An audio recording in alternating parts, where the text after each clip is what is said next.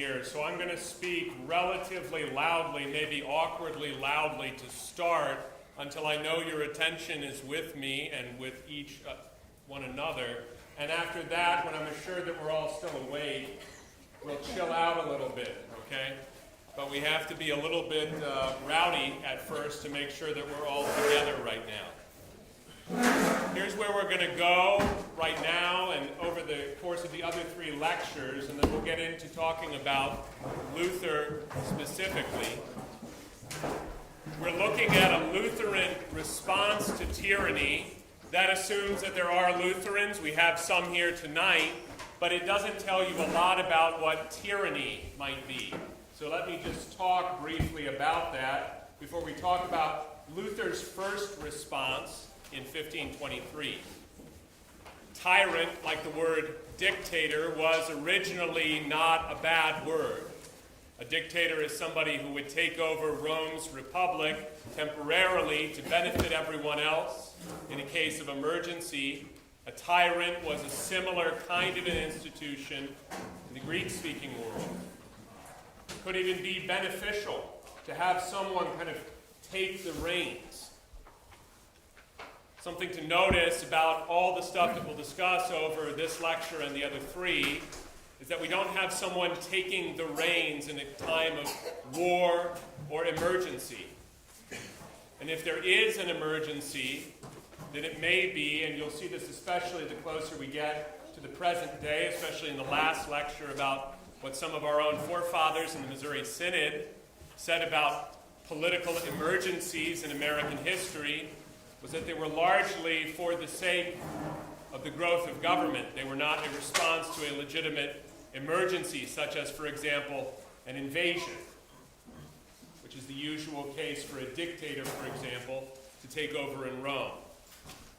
So if we can say it this way, a tyrant is someone who exercises more power than he is due, probably for reasons that are unjust, even when he bothers to explain them. Even when he bothers, maybe he doesn't bother. Okay? We're going to use that as a baseline, not because I can say it's in 3 Corinthians 4:27 or something, but because when we're thinking about things that are outside, strictly speaking, the domain of theology, strictly speaking, outside the domain of what does the Bible teach, we'll talk about that too.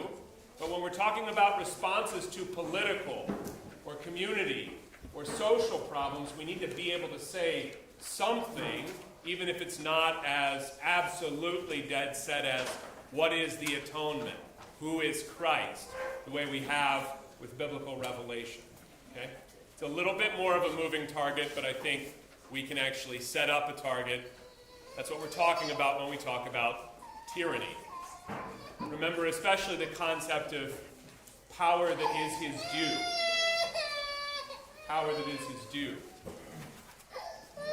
Because something to notice about Luther is that Luther begins to talk about what goes wrong with authority when he, in both church and state, runs into conflict with authority.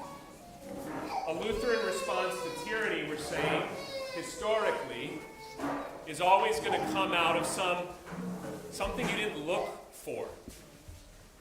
Something you weren't seeking out. It's not coming out of sheer orneriness. Okay? So we'll see that over and over again, but even especially when we start with Luther, we'll see that he does not seek out the conflicts in which he finds himself in either church or state. So here's how we'll proceed both tonight and also tomorrow throughout the day. We'll first talk about the historical setting of wherever we are, whether Luther or the Magdeburg Confession, its afterlife in the United States, and some of the beginnings of especially our church's relationship to the United States, very rocky in certain ways, and then the 20th and 21st centuries in the fourth lecture. We're going to talk about the historical setting, because we want to know, where are we? What is happening? We're not speaking here of abstractions. Luther doesn't sit down and say, I want to write the book about church and state. I want to write the book about God's kingdom and man's kingdom. Problems come up. The churches have horrible difficulties. He's not sure if some of them will be altogether suppressed, and he must respond. So everything is not relative, but it is situational. It is situational. So we'll talk about the history first. Then in each lecture we'll go into, okay, well, what are the especially theological issues that Christ's people are especially concerned about? Because Christ's people may not be concerned about every historical or political issue. A lot of times, for instance, in our churches, when we have historically said it doesn't matter if you're a Democrat or Republican, you can be a Missouri Synod Lutheran, we weren't talking about, is the church allowed to be open or something? We were talking about taxation rates. Something which you might have very strong opinions about, but I can't open up in the Bible and say you need to have a flat tax, or you can by no means have a flat tax. I can't do that exactly. Okay?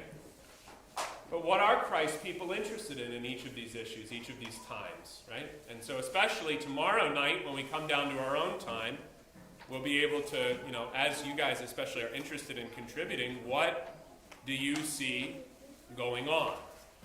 Okay? What is going on? What is theologically at stake for the church? So history, then theology, and then we hope, through a combination of your questions, but also some comments that I have on each of the situations, application, hopefully, to the present day, so that we can gain profit from history and not just learn facts. Okay? So that's where we're going to go in each lecture, history, theology, application. Let's start with history for tonight. What I'm largely interested in is an essay that Luther writes in, it comes out in 1523. He probably writes it around Christmas of 1522. So this is, when he writes it, a little more than 5 years after the 95 Theses. The reason I note that is to note that Luther didn't plan for any of this. He didn't go looking for all of this trouble. He may himself have been more willing to debate things than maybe your average monk, but he did not go looking for the trouble. The trouble was increasingly finding him. This is also a couple of years after Luther has to tell various authorities in church and state that he will not retract the things that he's publicly said. Why not? Why not let ecclesiastical and political authorities tell you what to say and what to do? So understand that when he writes this treatise called On Temporal Authority, and I only picked stuff to talk about this week. I'm not this nice to the students all the time, but I only pick stuff that's actually in English. So you can go find it, and I won't shame you like I do the students and say you need to learn other languages and why don't you know anything. So we're just doing English, okay? So On Temporal Authority is the English title. But this is years after he has already told both Pope and Emperor, under various circumstances, no, I won't do what you're telling me to do. I won't say what you're telling me to say, how you're telling me to say it. That's important to know. Both that he doesn't seek the conflict, but that when the conflict comes, his guide in the conflict is the Word of God, not the existence of an authority above him, necessarily telling him something. It's very important to remember. Because if you forget it, you will maybe fall into one of the ditches that have been dug much deeper so that more water can flow through them in the past 18 months in our churches, which is generally if someone who has a seal on the front of his podium tells you something, or even just announces that he thinks something should happen, that's what you have to do. So that's where we start. The specific instance here of this treatise that happens in 1522 are questions posed to Luther by his immediate let's say, political superior, the Elector of Saxony, about whether it could be legitimate to go against governmental authority above him. Here are the stakes. Somewhat like our own United States, the political setting for Luther's life is in a group of polities that have to cooperate inside what for them is called the Holy Roman Empire, for us is called, and obviously structured differently, the United States of America. But there's a lot of different rulers, there's a lot of different territories, they have different interests, different views. They have their equivalent, politically speaking, of Massachusetts and Wyoming and North Carolina and Arizona. His immediate person in command of the territory where he lives asks him the question, am I allowed to resist authority above me, which would generally be the emperor? Okay. There are other questions that he's going to answer. We can speculate that they were just kind of circulating, they're around as he speaks. Okay? So that's what he's doing, responding to this immediate situation. And the question is not abstract, because the question is directly about political action that should or should not be taken, responses to superiors that should or should not be sent. And it engages people's lives very deeply because someone could have to go to war because the prince decides that the emperor is wrong, or vice versa. So that's where we start historically. Luther's going to respond in three parts. The parts that we're most interested in are mainly the second and the third, but here's what's in the first part of what he says. He says government is divinely instituted. It is divinely instituted. It needs to be there. His major concern, which will come out a couple of years after this, when there is revolution in the Holy Roman Empire, largely over economic issues, starvation, which he sort of anticipates by saying, if you keep pushing the common people as far as you are, there will be consequences. He understands this is going to happen, but when it does happen, when the whole world is upended, Luther does not support simply overturning all the authority that is there. Okay? And this is going to affect a passage that I want to bring up in this context, and I'm sure it'll come up again. It's come up a lot among us recently. Romans chapter 13, the first 9 verses especially. When Luther thinks about Romans 13, he's not thinking about every order that comes down from on high from someone who is in a governmental position. He's thinking of Romans 13 as primarily about favoring the existence of government, carrying out the job divinely ordained, of punishing wickedness and rewarding goodness. Someone has to do that. If no one does that, the world will be turned upside down. And that would be worse than anything. Remember that tomorrow morning when we talk about the Magdeburg Confession, heirs of Luther producing that, and why they will say, even if we do have an evil ruler, it is good under a certain set of circumstances just to put up with it, because the existence of no authority, no one to bear the sword, would be worse than an idiot bearing the sword, which is what we do have. Okay? So Romans 13 is going to be read both by Luther in 1523 and then by his successors as Paul's statement about why government exists as opposed to anarchy. Not an authorization for government to do whatever it wants. Before we do the second and third parts of this 1523 treatise, let me explain a little bit about how Luther thinks about not government abstractly, but the rulers as people. Two things that come up throughout this treatise. One is, it's very, very difficult, maybe even impossible, he speculates, for a good Christian to be a prince. He thinks about power the way the Bible often talks about money.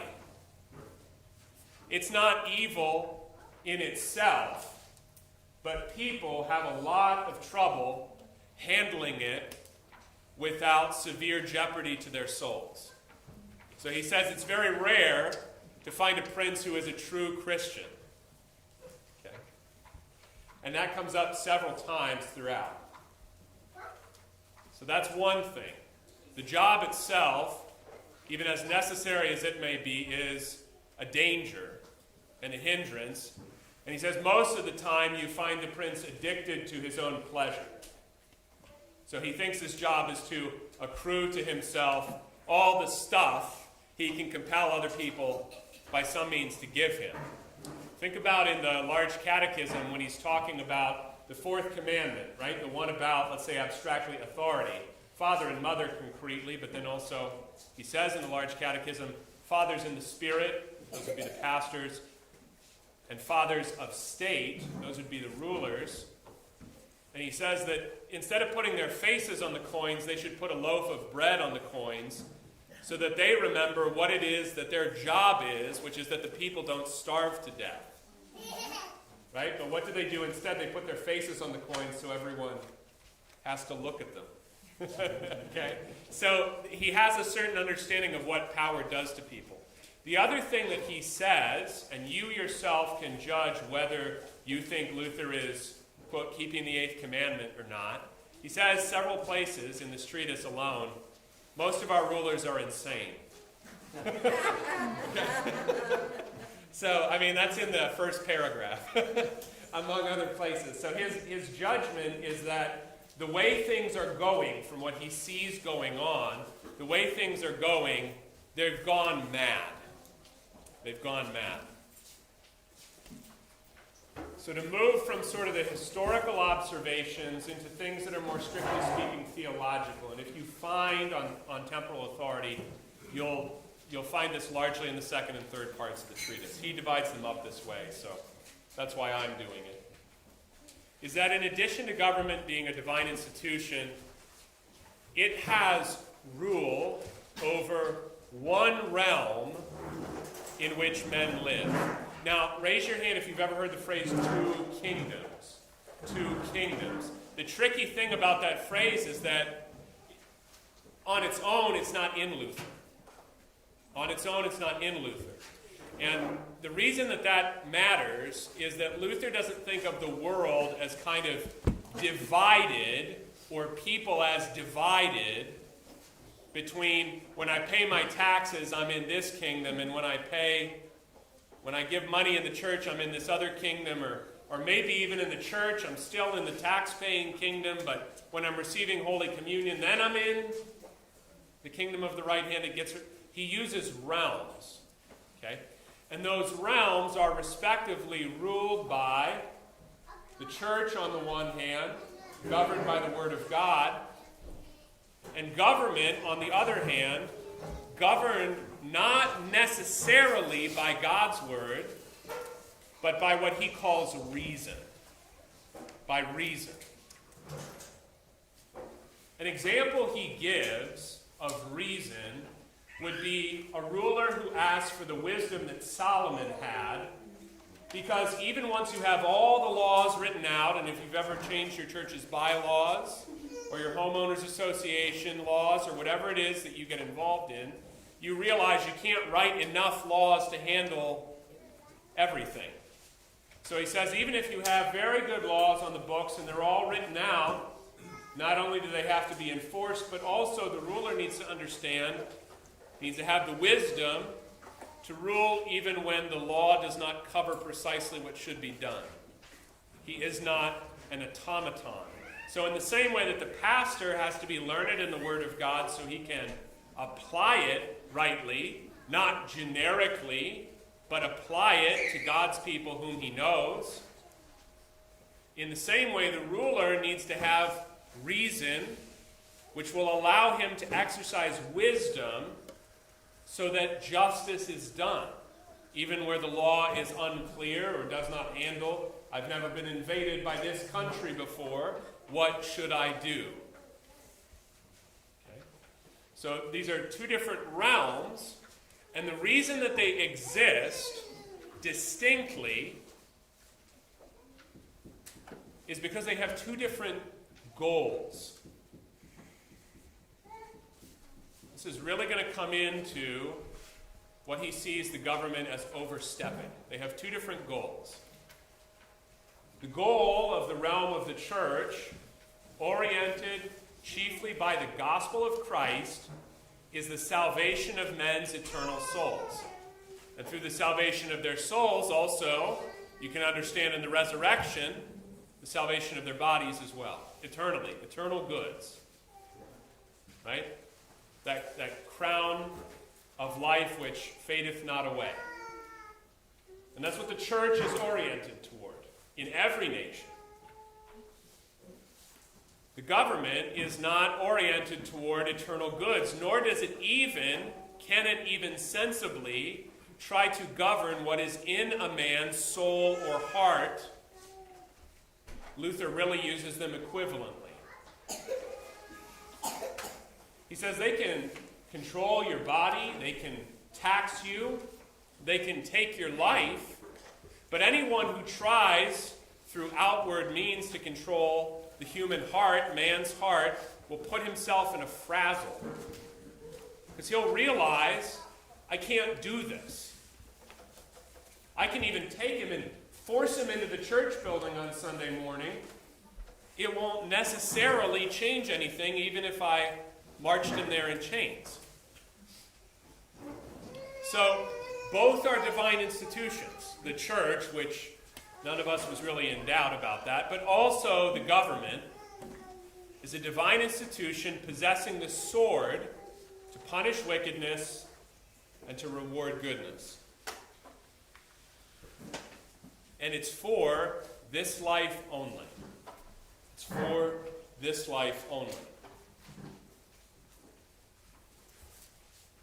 But Luther says the problem that we have is that partly because very few Christians are to be found among the princes, they're not aware of this.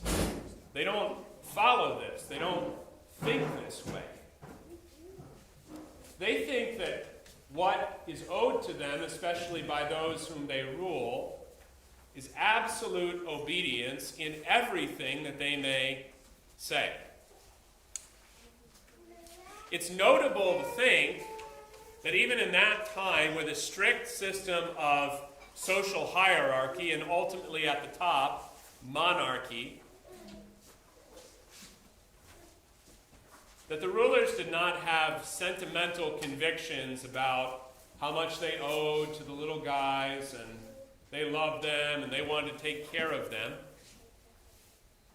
They didn't think much of them, and Luther says it over and over again. They think very little of the welfare of the common people. What they do want to do is to try to control things they really cannot.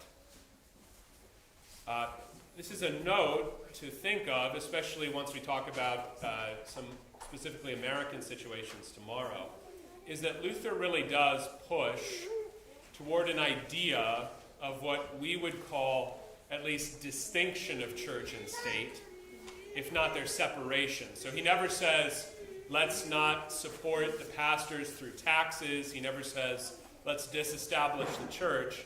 But if you read him, you are a little confused as to why the state, what business it really does have in the church's life. It's a little unclear what the justification for that might be from Luther, because he understands them as just oriented so differently. And precisely because the prince can't fix what's in your head or what's in your heart, why would he try? But he doesn't really push those consequences home, partly because the historical problem isn't that they're trying to disestablish the church or establish a state church, perhaps. The historical problem is that the prince wants to rule over especially what people think. And Luther says, just to start with, this is impossible. This is impossible. By way of application, before I get to the last, let's say, 15 minutes, I'll just do a little bit of application here. I understand this to be really one of the chief failings of many of our governmental authorities in the present day. They have very little pastoral wisdom concerning what and how people will listen to them. There's a sort of harshness or a harsh tone. This is what I want. This is what I want done. This is how you should do it. There's very little understanding of what would actually convince another person to do something. Because they are accustomed to ruling by force, do this or suffer a legal penalty, do this or, you might have to face some jail time. I think they have relatively little understanding of what persuasion or conviction consists of. And so they speak in a kind of ham-handed way. The way that Luther phrases this in On Temporal Authority is that he sees in his own time a total confusion. That is, they try to rule men's souls with iron, he says. So iron would be the material proper to a sword. And if I'm trying to keep you from stealing, or I'm trying to keep you from cheating your neighbor in business, or I need to keep you from thieving, or whatever it is that your problem is, that the government has actually been set up to take care of, then I should use iron. Luther has no qualms and even talks somewhat facetiously about things like the death penalty. Like, if a good Christian sees there aren't enough hangmen in the state, he should march right down to the jail and volunteer to learn how to be a hangman so that justice can be done. So Luther is fine with government coming down hard on wickedness. Okay? That would be rule by iron. But he says our princes are not really doing that. They try to rule men's souls by iron. That is, in some places, if not enough people are going along, the prince thinks you should be Catholic, and there are too many what are called evangelicals, what will eventually be called Lutherans. Then they compel by iron the evangelicals to turn into Catholics or papists. Conversely, if the prince is an evangelical and there's a remnant village of papists or Catholics somewhere, he tries to compel them by iron to become evangelicals or Lutherans. He says it just won't work. You cannot deal with souls in that way. But conversely, and I think we will find this rather familiar, he says, instead of doing what God has ordained them to do, which is to control outward things by force, they try to control inward things by force or by iron, and they try to control outward things by the letter. That is, concretely, the guy has stolen from you several times and built a fence, 45 feet onto what is undoubtedly your property, and instead of someone stopping him physically, if you tried to do that, you would yourself be physically stopped. And they just send him a couple letters every once in a while. And he just goes on doing whatever he wants. Does this sound at all familiar? So Luther says this is what's going on in 1522, 1523. They try to rule souls by iron. They want you to agree with them, and they will force you to agree. But on the other hand, if someone's actually doing something obviously wicked, they just ask him to stop. Okay? They try to rule the body by letters when the body should be ruled by iron.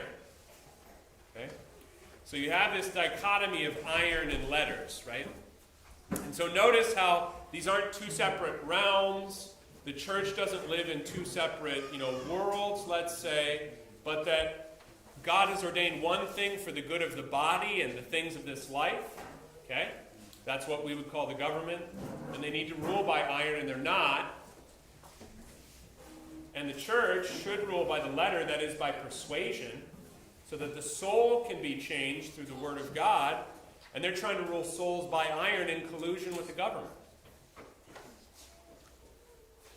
So another takeaway, besides the fact that the realms are not really separated but interlocking in many points, is also that when there is confusion in one, confusion in the state or confusion in the church, there will necessarily be confusion in the other about what it's doing.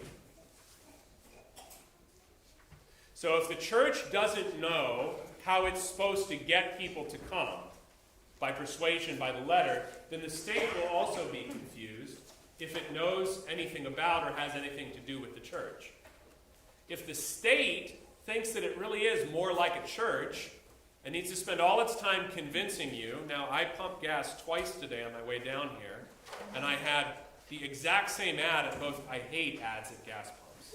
I just despise them. Yeah.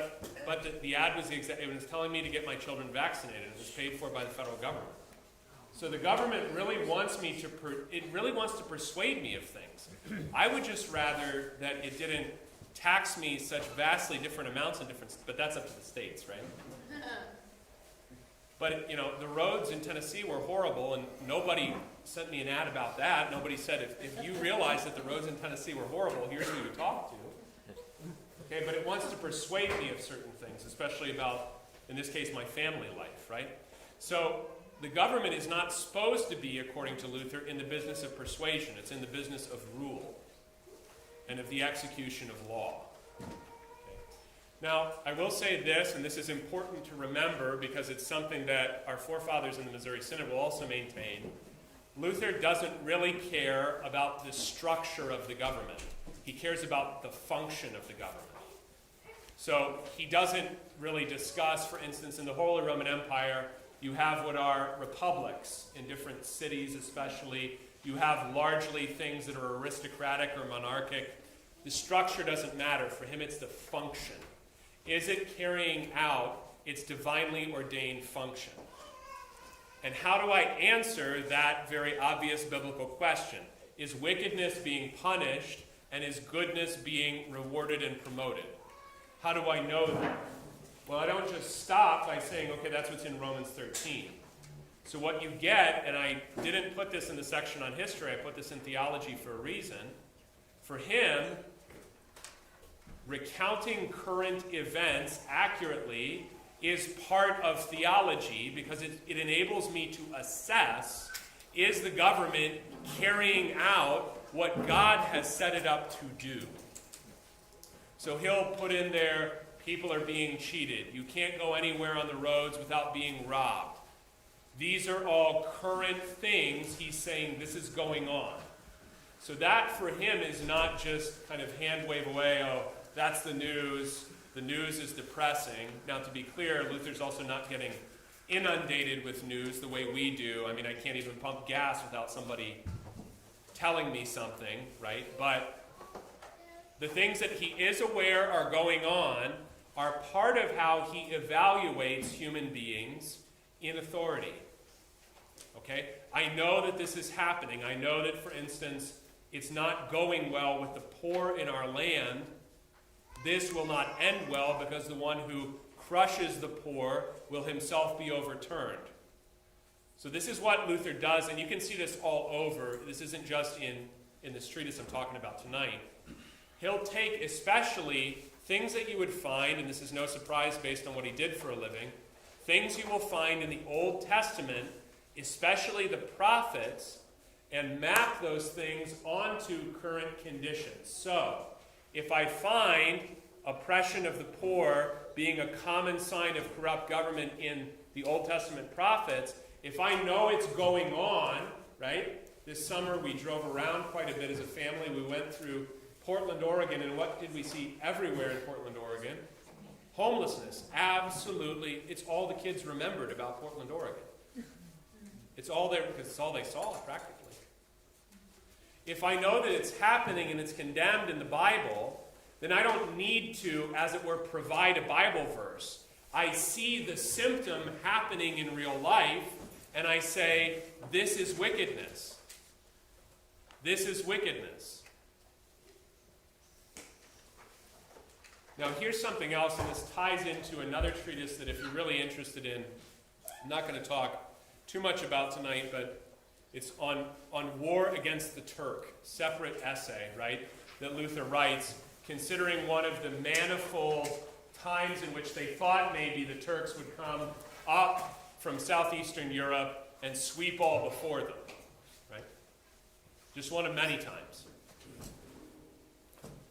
And Luther considers, why would this happen to us? Why would God let his Christians be overturned by those who are, in his opinion, and you get something like this in the Augsburg Confession as well, they look at Muslims as kind of heretical Christians. Like they're off. They have a lot of the same stories, some of the same names. They're off, right? Why would God let heretics overtake his people? And Luther's answer is a very Old Testament answer. Because of his people's sin. They are not being overturned by heretics or madmen because God is being capricious. I look at the Old Testament, I see his people, and when Luther looks at the Old Testament, whom does he see?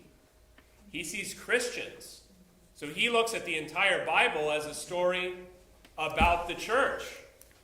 So if I see this happening to the church in the Old Testament, and then I see a lot of the same things happening right now, what does that tell me?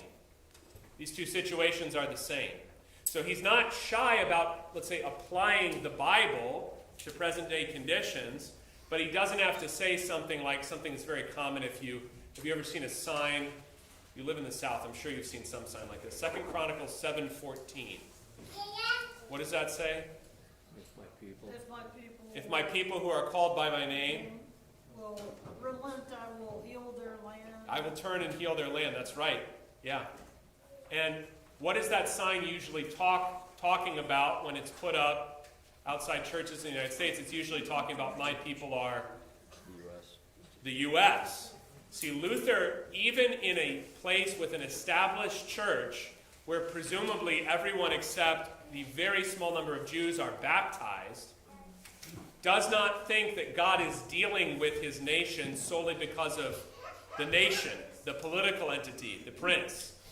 He believes it's because the church is corrupt. Okay? So here's something else to keep in mind. Luther sees if church and state are mutually confused, then their destinies are also entwined with each other. The well-being of the church, the reformation of the church, in our terms, when we think about Luther, the reformation of the church will lead to blessing and betterment in the state. They're not the same thing. Luther actually, throughout On Temporal Authority, talks as if very few people he meets every day are actually Christians. Practically everybody's baptized. Practically everybody belongs to a parish by name. He doesn't think there really are that many Christians running around. Okay? But if God wants to punish Germany or Austria or France via the Muslims, then that will be because of the infidelity, not necessarily of Germany or Austria or France as such. It will be because of the problems especially among the Christians. Okay. This is another instance where Luther sounds a lot like the way that we sound, comes very naturally to us. I don't run around assuming people are Christians. I certainly don't run around assuming that they're confessional Lutherans or something. You know, so I kind of shyly, well, what kind of pastor are you? Well, Lutheran. Have you ever heard of a Lutheran? You know what that is? Well, is that like Mormon? Well, no. Right? Okay. So, if church and state get messed up at the same time, then their writing or their Reformation would also be intertwined things. Okay?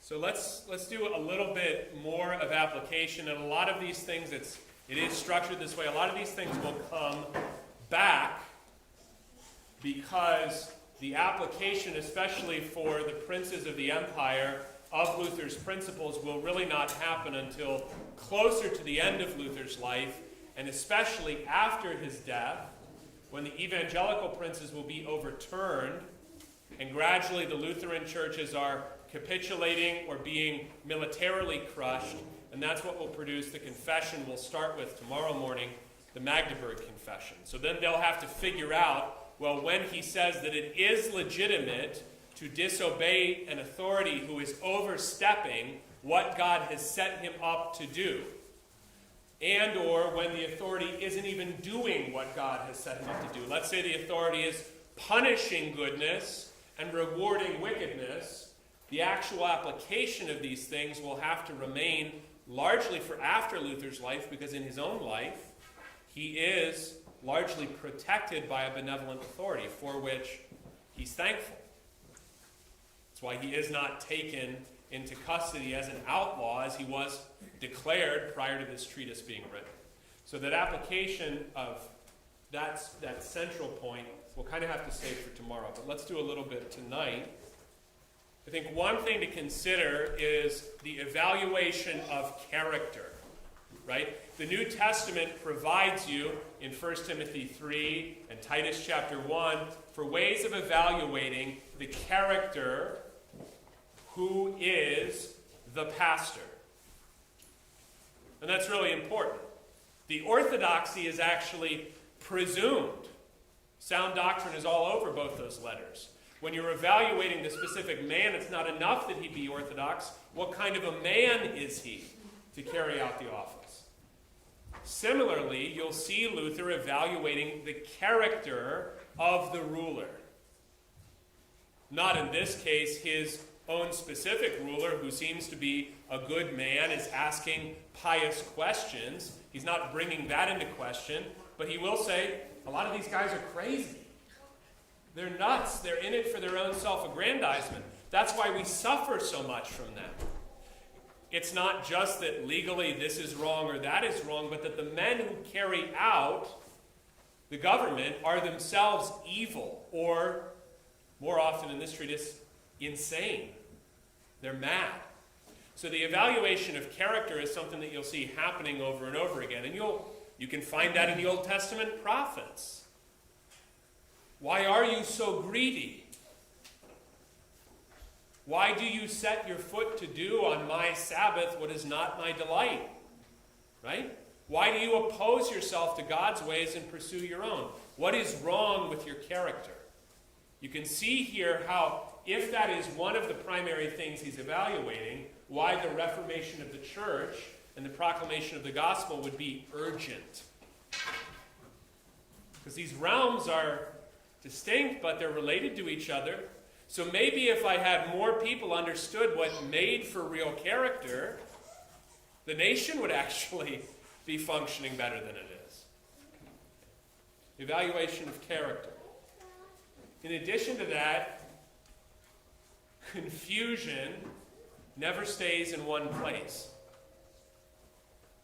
So let's say that lies are prevalent in one aspect of your life, your workplace, your government, your church, right?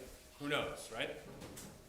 If lies are prevalent there, they're probably going to leak into other places. This is an application of this idea that the realms, distinct as they are, government and church, are yet intertwined. So if lies are prevalent somewhere, they're going to leak into other aspects of life. They're going to come to have something to do, and then lies will spread very easily, right? Think about the way that corruption is talked about, especially in the New Testament, as leaven. I don't know how it got everywhere, but suddenly the whole thing was a lot bigger than it used to be. That plays into an application Luther doesn't really have to worry about, but I think is absolutely essential for our purposes. And that is the role of something he didn't really have, which is media.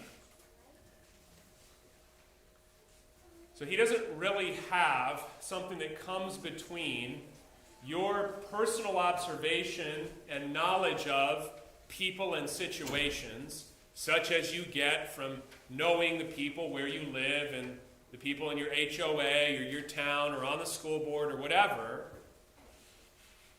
And so it's relatively uncomplicated in his time to see what is wrong in a case about which you could do something. For us, we're constantly seeing things that are wrong about which we can do very little, but also, like those ads I was getting on every gas pump I looked at today, I'm also constantly being told what I should think or what I should be aware of. And the application in a polity like ours is much larger than in Luther's polity, because if I am a peasant, or even if I'm Luther, and people do listen to me and read the stuff that I write, there's still only a certain amount that I can know in a timely fashion, and there's only a certain amount that anyone's going to listen to me. I'm constantly being told things in a very untimely, urgent fashion, and I can't do anything about them. But in our polity, I am actually expected to do something about some of them.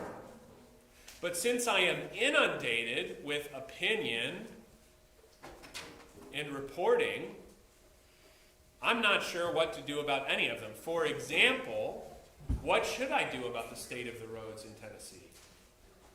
What can I do? I saw it with my own eyes. My vehicle felt it. What should I do?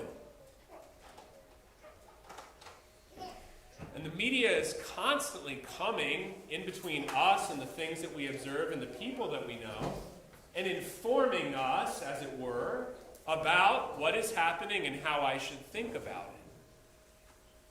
For instance, in January of 2020, if you were following the right kind of media, especially foreign media, you were getting videos of people collapsing on the street throughout China due to a mysterious respiratory illness, at that time called SARS-2.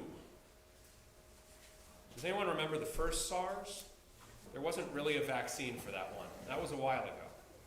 But SARS-2. Okay? Now, most people in the United States were not aware of that. It would, within 2 months, come to affect everyone's life all of the time. But the media wasn't talking about that. Does anyone remember when you were hearing about how this was spreading, but you shouldn't go out and buy a mask? Does anyone remember that? You can find the clips online. It's very easy. And Nancy Pelosi was in Chinatown in San Francisco, and she was telling you need to... Yeah, don't be racist, right? Don't shy away from Chinese people. You should go to Chinatown and have dinner, and it's going to be wonderful. These are all things, because of the wonders of the internet, you can go find for yourself for a laugh at this point, okay? But all of this was going to affect us very soon, but we were not being told how or why it would affect us in the ways that it would. The media is incredibly powerful, and it doesn't exist in Luther's time. Also, people are not expected, everyday people like you and me, are not expected to make urgent political decisions. No one's telling them that they elect what used to be called the leader of the free world. So we have vastly greater responsibility with vastly more confusion about how we should exercise that responsibility. Because our last application is this, and then I'm happy to take a couple questions before we wind up here at 8. When Luther thinks about how to rectify church or state, he talks about calling, or in Latin, vocation, right? Vocatio, strictly speaking in Latin, we use the word vocation. And so what he says by this is, for instance, he says, is the fact that Jesus wasn't married, wasn't a farmer, wasn't a hangman, and wasn't the emperor, does that mean that it's not okay to be married, a farmer, a hangman, or the emperor? No. Jesus carried out his calling. That doesn't mean that the only valuable calling is to be a minister, which is the calling that he was in, Luther says in this treatise. So if I have a calling to do something, then I should exercise that calling. We'll talk more about this tomorrow, but I'll say it just for this purpose right now. If you are a citizen of the United States, you have a specific calling to judge not only the people in government, not only to make decisions about government through election and public debate, but also to judge things according to the Constitution. That is your calling as an American citizen. It wasn't Luther's. Luther didn't have to say, what is this piece of paper from 3 centuries ago that everyone is still swearing to uphold and defend, and are they actually doing it?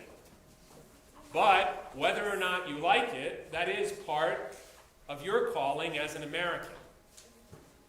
So this is something to keep in mind, especially as we get closer to American history in the last 2 lectures, because I think forsaking that calling and thinking that your job as somebody who isn't the president or the governor or the county public health official, that you just get to abdicate your calling is part of the difficulty that we're in. You have a responsibility to exercise your calling, whether as a father or a farmer or a mother or a hangman or an American citizen. So vocation is absolutely essential to how church and state are supposed to function, and it has to be carried out.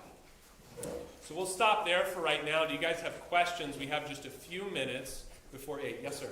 You can take another 10, 15 minutes if you want to. You sure? Late start, yeah. Okay. Yeah. All right. Since I open it, we'll take questions before I say anything else, if you're just chomping at the bit. See if there's anything. Yes, ma'am? I think the one word we can apply to our situation today is complacency. The church has largely stayed out of civic affairs. Yeah. Yeah. Okay, so complacency and the church staying out of civic affairs. 2 things on that. One, you can see Luther doesn't hesitate to talk about affairs of state and to evaluate them biblically. Okay? He doesn't hesitate. He does it all the time. Reading the things that he sees and has heard in terms of the Bible that he knows. Okay? So he's not saying you have to set up your government according to the Bible or God's going to curse you, because how do I actually know what to do in the government? I use reason. That's why he says there could be a Turk who was good at government because he would be using human reason. Probably wouldn't be good for our souls, but maybe he would be better at enforcing the laws against my neighbor building his fence on my property than my supposedly Christian prince. Okay? But just because this life can be understood through reason doesn't mean that I can't evaluate what is going on, even in affairs of this life only, in a biblical way, based on the Bible that I know. Complacency goes beyond that, and I'm glad that you chose that word, because I see that also in the church's attitude toward things like the spread of the gospel. Okay? The church is complacent maybe because it believes, unlike Luther, in his state church situation, with practically everybody baptized, Luther didn't assume that everyone was actually a believing Christian intended for eternal life. Often we reveal by our actions, by our complacency, that we must presume that people are, because we're not that worried about it. Similarly, in civic affairs, I think we presume that we will continue to have really the one thing that the very first generation of the Missouri Synod speaks positively about America. They're generally extremely judgmental about America, and they obviously don't fit in. They live in Germany, right? So they don't care what's going on outside of that. But the one thing that they do give thanks for about America is that you can practice your religion. And I think that partly because we faced relatively few challenges to that, and the challenges that I will talk about that we did face were so long ago, we pretty much forgot about them. We thought it would always be easy to carry out church in the way that we need to. For example, we can't really exist as Lutheran Christians we can't exist in online church. We can't. That's just not church. Jesus Christ is physically present in our churches. He's not physically present in what Al Gore called the tubes of the internet, right? So we can't do church online. I have heard of Lutheran churches trying to do that, trying even to plant church online. Can't be done. So we're very interested in things that are going to prevent us from having church. But I think that we were not accustomed to people objecting to our having church. So this is definitely something we can talk about tonight and tomorrow, but we were complacent. We thought that things would kind of work out for us the way that they generally have. I think you're right about that. Yeah. I think it's fascinating that Luther, in his time and place, is not complacent. He's worried that if you get the wrong prince, he's going to wipe out the faith that Luther is proclaiming, and that is a fairly precarious thing because most people don't believe in that biblical faith. Most people don't believe hardly anything at all. I love that. And they don't even have Sunday morning soccer to compete with, right? Because soccer doesn't exist yet. But Luther's presuming, people don't believe a whole lot of anything. It's really kind of remarkable. Yeah. I had another hand maybe. Yes, sir. Is it entirely fair to characterize our churches today as complacent if they get involved in civic affairs when that same government holds that sword over us and says, we'll take your tax exempt status from you? Yeah, I think part of I think complacent is part of it. Part of it too is fear. And a certain understanding, specifically in that case of the Johnson Amendment, and an interpretation in American tax law. So now we're way down a rabbit hole. But a certain interpretation of how the IRS will enforce this, and noting really that usually only goes one way, right? Because, Kamala Harris just sent a video to generally black Baptist churches in the state of Virginia in favor of Terry McAuliffe in their upcoming gubernatorial election. The vice president did that, and that's not going to harm them. The IRS isn't going to come after them, right? So there is a combination of complacency and probably other things too, but complacency and fear. We are worried about what will happen to us if we do oppose, and there's a sense in which, sure, that's not what we want out of Christians, but it is understandable, we can say, because we're also unacquainted with these circumstances. I don't really think anybody was envisioning right after, September 11th, 2001, that there would be more mosques in the United States 20 years later than there were then, easily. And in addition to that, churches would have to be in fear of legal punishment from the government. I don't think anybody thought that, and that's within almost everybody's living memory. So there's complacency, there's also fear under unprecedented circumstances. Yeah. Other thoughts or questions right now? Well, Go ahead. I just have a comment on Yeah. that, because, see, I would say bring it. Mm-hmm. I'm not gonna kowtow. Mm-hmm. Yeah. I'm gonna talk about Jesus, I'm gonna talk about the Bible. Mm-hmm. I don't care what is threatening me, I don't care what is threatening my church. Yeah. And that's where I think people get complacent. Yeah. They're afraid to stand up. They don't wanna be the odd man out. Yeah. And I think in this case the phrase living memory is important, because not only was there, difficulty for various religious groups in American history, not so much for Lutherans, but Baptists were jailed in Virginia because the state church was Anglican in colonial times, and they were all put in jail, okay? So it's not like things like this haven't happened on American soil before. It's partly that it hasn't happened in our church's history largely, But even more than that, for all kinds of churches, it's that it hasn't happened in living memory. The only church that really has a living memory of these things is the Amish church, where in various states they were jailed for not sending their children to public school. The fathers were jailed under truancy law. Okay? But other than that, and you know as well as I do, that if a church doesn't have a living memory of something, it doesn't matter if it did happen in the past. Right? This is the pastor, we've always done it this way thing, and you understand that that means the 11 years that I've been here, pastor. It doesn't mean always, right? It's living memory. Living memory is what's really important.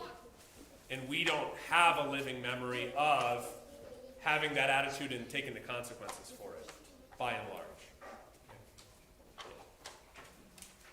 Okay. Other thoughts right now? Questions right now? All right. Let's just do a couple more things since we have just a little more time. Okay? One of those is that the spiritual problem here, if I can apply it this way, that Luther recognizes, especially in the government, is people's inability to know their own limits. Okay? To understand, I mentioned earlier, the limits that other people have, that is, how much will the poor put up with? Or how do you actually convince someone of your position? Well, putting him in jail probably actually doesn't work, unless perhaps you also torture him. Okay? Not understanding other people's limits because they do not know their own limits. They don't know why God put them in government, so they don't know what it is that they're not supposed to do. Okay? So they behave sort of like a child who has never had to limit his own eating of dessert before, and suddenly he's alone in the kitchen, and there is half of the birthday cake left over, and apparently nobody looking, and he's just going to go for it. He doesn't know what it's going to do to him. He doesn't know that there are going to be consequences. He doesn't know that other people are going to be angry. He doesn't understand limits. This is something that I think both constitutionally, but also evaluating people's character is very evident from how we are now often spoken to by government officials, how we are often dealt with, how people are handled, what they are thrown in jail for, okay?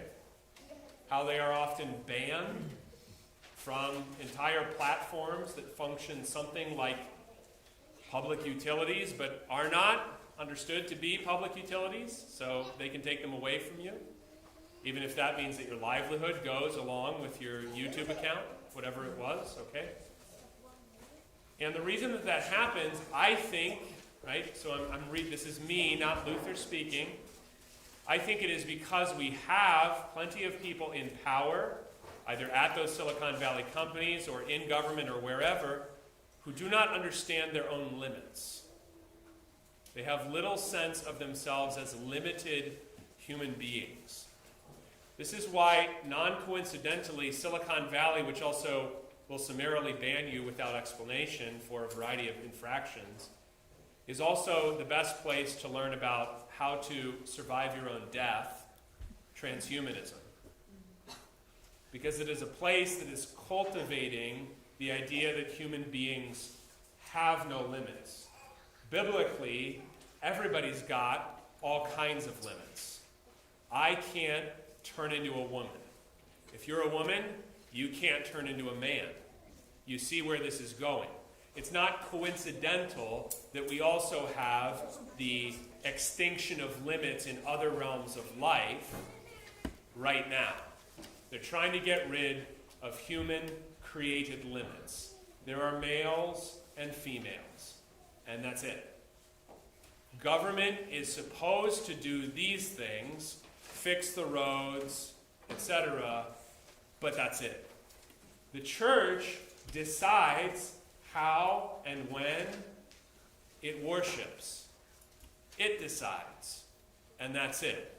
The church doesn't have to tell the government what to do. It should figure that out from reason, and that's it. One day I'm going to die, and that's going to be it. So I need to understand myself as a creature of God, accountable to God, because he's in charge and I'm not. The more that breaks down or has already broken down, the more dysfunction that there will be in all kinds of realms of life. Because there are many, many human beings possessing zero humility about really anything. Okay?